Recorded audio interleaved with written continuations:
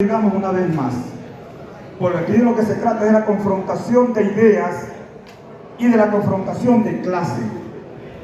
Aquí no crean ustedes que porque todos se dicen del Partido Socialista Unido de Venezuela, todos miramos del mismo color. Eso no es así.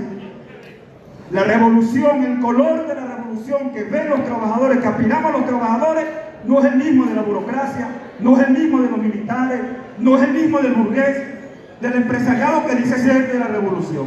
No es el mismo. Para que estemos claros en eso. Por eso, esta clase obrera, la clase obrera de Guayana particularmente, y la clase obrera en general del país, tenemos que tener unidad.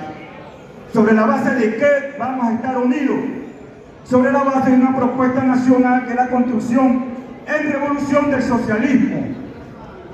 Algunos asumen que cuando hablan de revolución ya es a favor de nosotros. No nos equivoquemos con esa denominación. Ustedes recordarán las revoluciones de colores. Fueron revoluciones.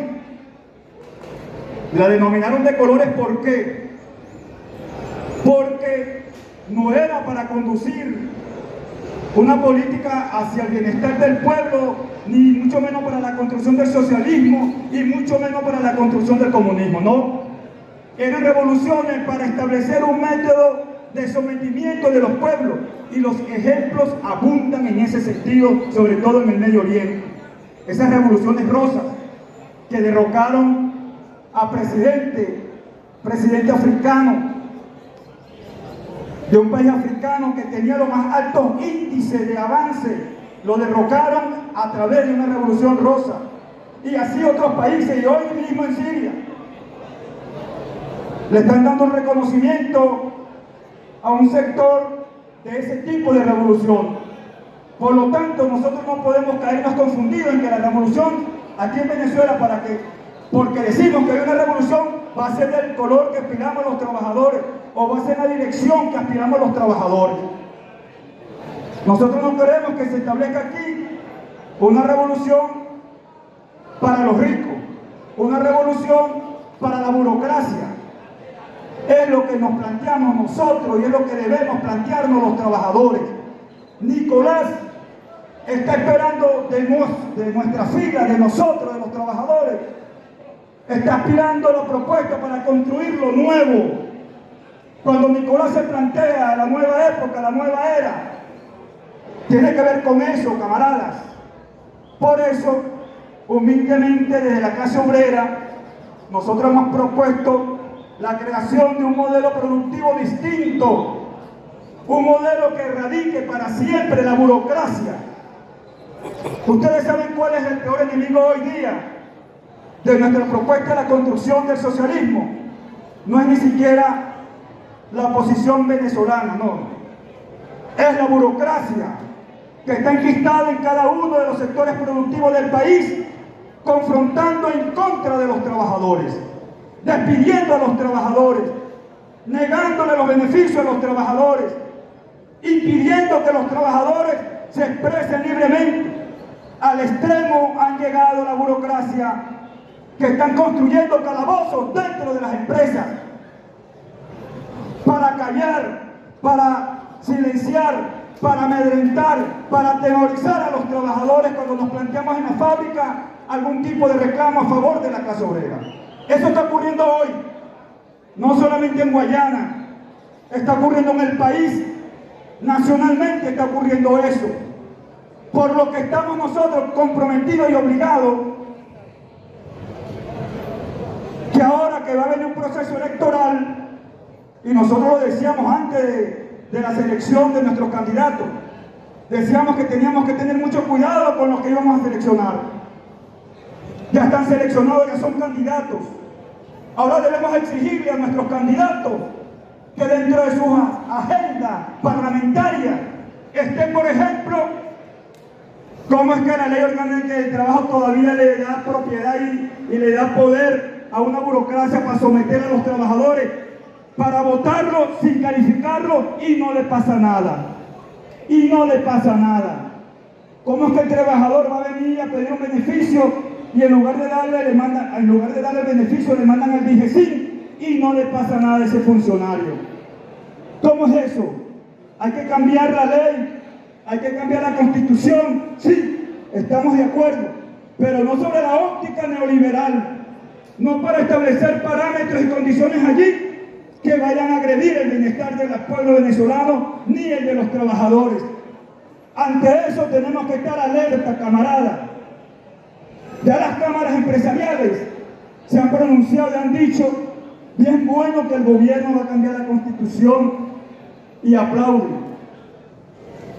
Porque ellos sí tienen una propuesta que ha estado discutiéndose a los más altos niveles y en donde no es para garantizar los beneficios de los trabajadores.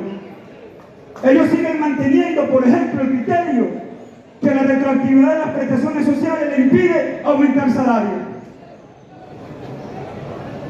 Mayor mentira. Y así otras cosas más que están en la ley, que debemos cambiarla, pero a favor de los trabajadores. La Constitución nuestra, a pesar de ser una de las más avanzadas del planeta, tiene todavía algunos rezagos en cuanto a los beneficios sociales de los trabajadores. Por eso que tenemos que estar mosca y pila, y a nuestros candidatos y luego diputados que queden electos deben encontrarse y deben saber que hay una clase obrera en el país dispuesta a pelear por los beneficios que están consagrados en la Constitución y en la Ley Orgánica del Trabajo.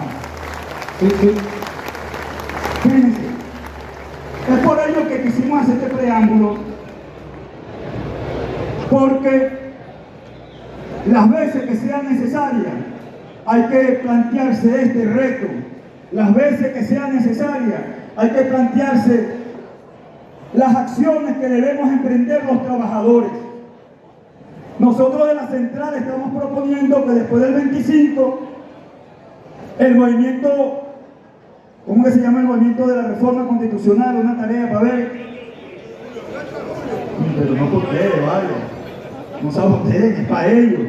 El movimiento 28 de julio, aquí en el estado Bolívar, debe tener una presencia masiva, contundente, poderosa de los trabajadores con propuesta para esa modificación constitucional.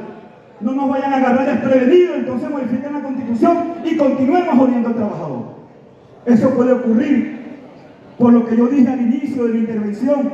No crea que todo el mundo que se comulga con la revolución está viendo la revolución como la vemos los trabajadores. Eso no es así. Eso no es así. Por lo tanto, en ese movimiento 28 de julio, la voz de los trabajadores debe resonar a nivel nacional. El presidente debe conocer de la propuesta de los trabajadores para esa modificación constitucional.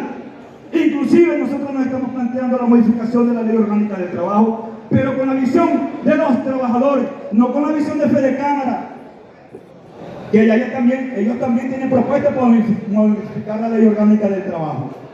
Pero sobre el criterio de su plusvalía, de cómo yo le quito más al trabajador y cómo le doy menos. Vean lo que dijo antier nada más Milei en Argentina. Vean la aberración neoliberal fascista que dijo Milei.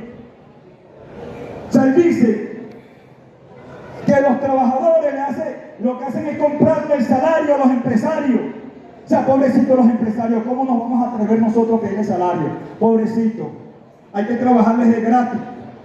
Fíjense la aberración, y eso es una corriente ideológica internacional que está en el mundo, en varios países de Latinoamérica y en Europa.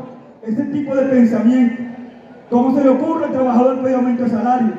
¿Cómo se le ocurre al trabajador pedir seguridad social? Pobrecitos los empresarios, eso lo dijo Milei. Pero no escapa que aquí también en Venezuela esa corriente fascista de la oposición piensa igual. Por eso es que tenemos que tener cuidado en este proceso electoral. Ahí no puede haber equivocaciones. Ahí tenemos que elegir lo nuestro y después reclamarles a los nuestros. Que es distinto elegir uno de oposición a quién le vamos a reclamar. Entonces, camaradas combatientes, nosotros lo llamamos a cada uno de los que estamos hoy aquí, del sector aluminio, hierro, acero, madera, construcción, sector privado, a que nos encontremos para estas grandes tareas del movimiento obrero.